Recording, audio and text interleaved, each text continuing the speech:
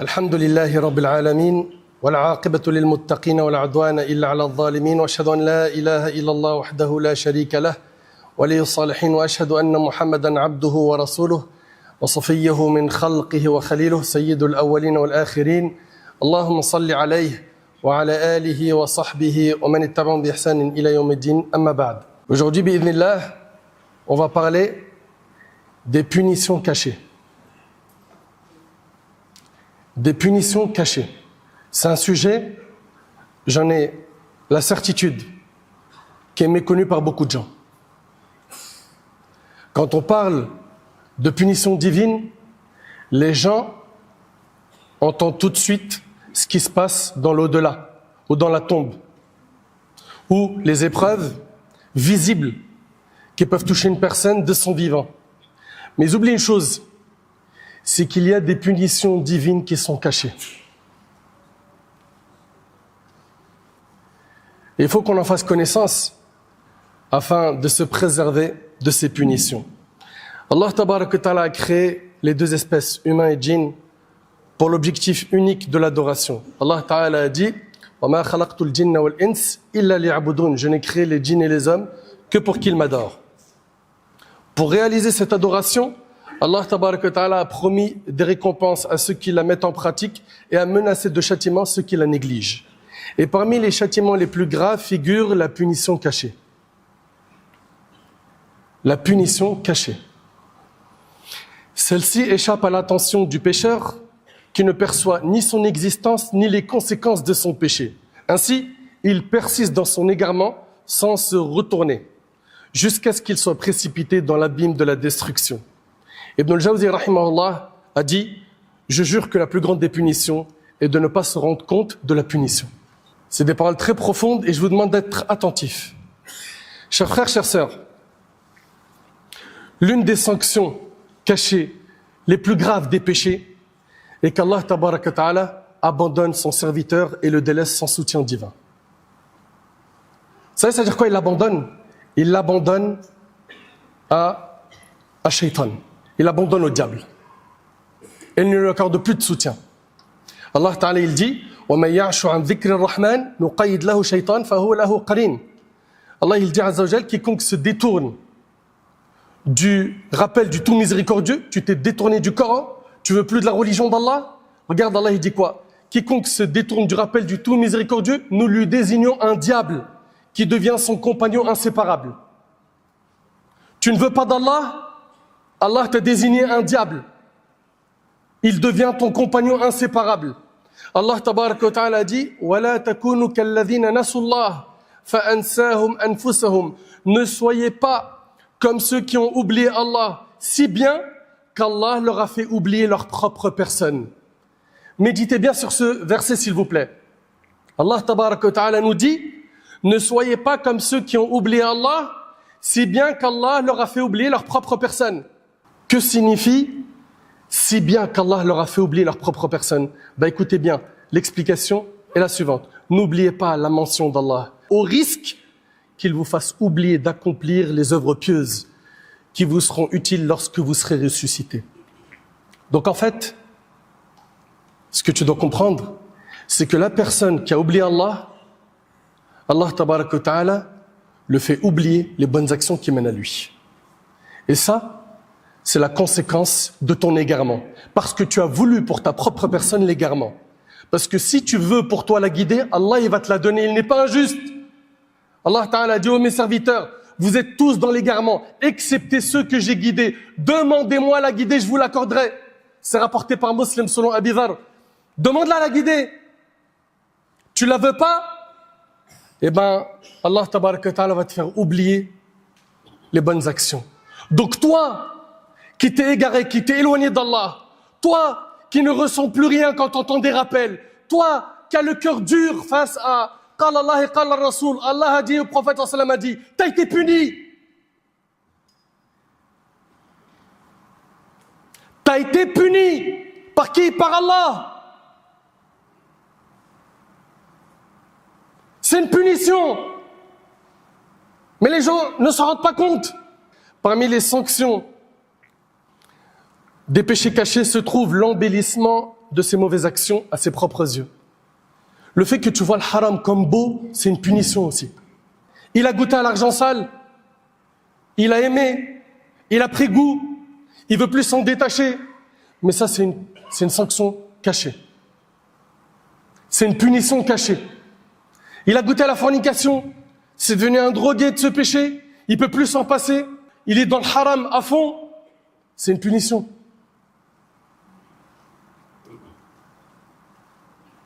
C'est une punition. Il y a l'embellissement de ses mauvaises actions à ses propres yeux, ce qui le pousse à persister dans ses transgressions. Tellement c'est beau à ses yeux, il continue, il va tout droit. Et il entend à droite à gauche, de temps en temps, un tel est mort. Et le rappel de la mort, normalement, réveille les cœurs, oui ou non? C'est pour ça d'ailleurs que le prophète a dit multiplier le rappel de celle qui brise les plaisirs, à savoir la mort. Pourquoi? Parce que ça fait froid dans le dos, ça réveille. Mais lui, il voit des morts autour de lui, ça ne le réveille pas. Il voit des gens éprouvés, il voit lui-même, sa propre personne, éprouvé durement dans des maladies, de grandes épreuves financières et autres. Au lieu de se réveiller une bonne fois pour toutes et tirer une croix sur le monde dans lequel il est, non, non. Il aime trop ce monde. T'as été puni. Wallah, j'ai mal au cœur, moi, pour ces personnes-là. Ça fait mal au cœur. Et cette personne-là, tellement le haram est beau à ses yeux, son sentiment de honte diminue jusqu'à ce qu'il affiche ses péchés en public. Elle a bien évidemment une grande pensée à ces influenceurs, créateurs de contenu, rappeurs, humoristes, appelle-les comme tu veux. Ces gens-là aujourd'hui qui jettent des grands filets pour recueillir les péchés des autres. Ils appellent au haram à fond sur le net. S'ils ne se repentent pas, tout ce qu'ils ont égaré à travers les réseaux sociaux, tous les péchés qu'ils ont enseignés, qu'ils ont propagés, ces péchés-là continueront d'augmenter et de les suivre dans leur tombe jusqu'à ce qu'ils rencontrent Allah. Ça, c'est dans le cas où ils ne se sont pas repentis.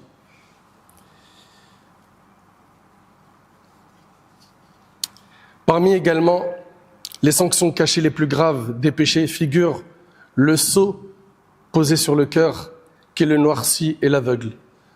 C'est-à-dire quoi? Le cœur, il est scellé. Tellement il a fait des péchés, ça y est. Le cœur est opaque. Il n'entend plus le bien. Il ne voit plus le bien. Il ne voit que le haram. Il n'entend que le haram. Il ne prend goût qu'au haram. Il ne prend du plaisir que lorsqu'il met en colère Allah. Ça, c'est des cœurs, malheureusement, qui ont été scellés. Ces gens-là, c'est pas trop tard pour eux. Ils ont juste à revenir vers Allah subhanahu wa ta'ala sincèrement, avec un repentir sincère. La dureté du cœur, elle vient d'où? Elle vient de la multiplication des péchés. Plus tu fais des péchés, plus ton cœur il est dur face au rappel. On a beau te rappeler à l'ordre des dizaines de fois, il n'y a rien qui change. Alors que les personnes qui ont des cœurs bien entretenus, le plus petit rappel fait verser des larmes. Le plus petit rappel les fait pleurer par crainte d'Allah. Ils se remettent en question. Ils regrettent. La dureté du cœur est l'une des sanctions cachées les plus graves. Malik ibn Dinar disait, Allah inflige des sanctions au cœur et au corps. Un resserrement de la subsistance, une faiblesse dans l'adoration et aucune sanction n'est plus sévère que la dureté du cœur. Ça, c'est ce qu'a dit Malik ibn Dinar, rahimahullah. Lorsque cette dureté s'installe dans le cœur, elle empêche la personne de se souvenir d'Allah ou de tirer des leçons. Quand elle est touchée par la dureté du cœur, elle ne se laisse plus toucher par les versets récités, ni par les événements qui se produisent, qui la concernent directement ou qu'elle les observe. Allah tabaraka wa ta'ala dit فَلَوْلَا إِذْ جَاءَهُمْ بَأْسُنَا تَضَرَّعُوا وَلَكِنْ قَسَتْ قُلُوبُهُمْ وَزَيَّنَ لَهُمُ الشَّيْطَانُ مَا كَانُوا يَعْمَلُونَ. Si seulement elle nous avait imploré lorsque survint notre châtiment, mais leur cœur s'était endurci et Satan leur avait enjolivé leur agissement. Le rappel et l'exhortation ne profitent qu'à ceux dont le cœur est illuminé par la crainte d'Allah. Allah Ta'ala dit « Sayadhakkaru man yakhsha » en tirera profit celui qui craint Allah. Souvent, cette dureté du cœur mène à l'orgueil. et au refus de se soumettre à la vérité, ce qui constitue l'un des plus grands obstacles à tirer profit des signes d'Allah. Allah Ta'ala, il dit « Sa'asrifu an ayati alladhina yatakabbaruna fil ardi bighayri al-haqq » Je détournerai de mes signes ceux qui sur terre s'enorgueillissent sans droit. Parmi les sanctions cachées, il y a le fait que les voiles des péchés instaurent une solitude et une sensation de vide dans le cœur du pécheur. Ça fait partie des punitions. C'est que le pécheur, il ressent un vide à l'intérieur de lui. Il sent qu'il a mal à l'intérieur de lui parce qu'il est loin d'Allah. Parmi les sanctions des péchés, il y a le mauvais choix pour soi-même, l'incapacité de discerner la vérité, la perte de temps précieux, le non-exaucement des invocations, la diminution des bénédictions dans la subsistance et la durée de vie, la privation du savoir, l'oubli de la mémorisation du Coran, l'humiliation et la honte, l'étroitesse du cœur, l'épreuve de la compagnie des mauvais qui corrompent le cœur et qui te font perdre du temps, l'accumulation d'angoisse et de soucis.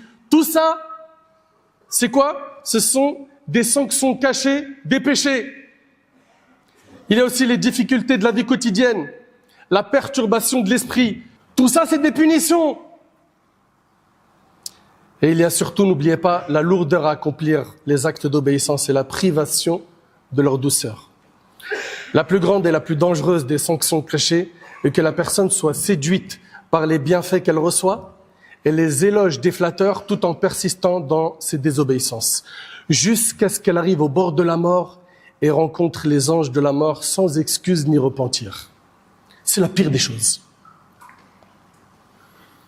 Serviteur d'Allah, le fait que la sanction soit cachée doit inciter le serviteur à être sensible, attentif et vigilant face aux péchés et à leurs conséquences. Cela oblige à être extrêmement prudent et à éviter de commettre des fautes. Et s'il en commet, ce qui est inévitable, qu'il se hâte de corriger ses erreurs et de laver ses péchés avec le repentir sincère et en persévérant dans la demande de pardon et l'istighfar. Et surtout, il ne doit pas se laisser tromper par le retard ou la discrétion de la punition. Le souci, il est là. C'est que le pécheur, quand il prend l'autoroute du péché et qu'il te dit, moi je suis addict, ça y est, je suis addict à ce péché ou ces péchés, ou le monde du haram. Une parmi les choses qui le poussent à aller tout droit sans s'arrêter, c'est qu'il ne voit pas de punition de la part d'Allah, visible. Lui, dans sa tête, il se dit, bon, pour l'instant, on peut encore accélérer. Mais ce mesquine ou cette mesquine ne comprend pas qu'il a été puni d'une manière cachée. Comment? En étant éloigné d'Allah. Tu t'exposes à de lourdes épreuves sur terre, sans compter ce qui t'attend le jour du jugement. Donc toi qui es loin d'Allah, et qui vois que pour l'instant tout se passe bien, et que tu crois que tu n'as pas été puni, erreur, tu es puni. Tu es puni à travers tout ce qu'on a pu voir dans cette route-bas. Jusqu'à quand tu vas rester puni? Jusqu'à quand? N'est-il pas venu le moment que tu te réveilles, que tu te prennes en main sérieusement? Pourquoi cette insouciance, cette négligence? Personne d'entre nous sait quand est-ce qu'il va mourir. Donc on doit se préparer pour ce jour. C'est pour ça, mes frères, mes sœurs, je vous invite à être très attentifs aux sanctions cachées. Le fait que la personne soit abandonnée au diable, c'est une punition. Le fait qu'il voit le haram comme quelque chose de magnifique, c'est une punition. Tout ce qu'on a vu dans cette route-bas, ça doit faire écho à ton cœur, toi qui es musulman, toi qui es musulmane. Et reprends-toi pendant qu'il en a encore temps. Demande à Allah tabaraka wa ta'ala de te guider. Demande à Allah subhanahu wa ta'ala de faire en sorte que ton cœur s'adoucisse au rappel. Toi qui as un cœur qui est dur malheureusement et qui n'est plus trop réceptif, voire pas du tout réceptif au rappel, demande à Allah qui te guide. Et sois confiant qu'Allah tabaraka wa ta'ala, non seulement il guide, mais il pardonne. Et quoi que tu aies fait comme péché, Allah tabaraka wa ta'ala te les pardonnera si ton repentir est sincère. Reviens vers Allah afin de pouvoir améliorer ta vie sur terre et surtout le jour où tu le rencontreras. Qu'Allah tabaraka wa ta'ala nous accorde une bonne fin, qu'Allah tabaraka wa ta'ala nous pardonne nos manquements, Qu'Allah subhanahu wa ta'ala fasse de nous des pieux. Qu'Allah tabarak wa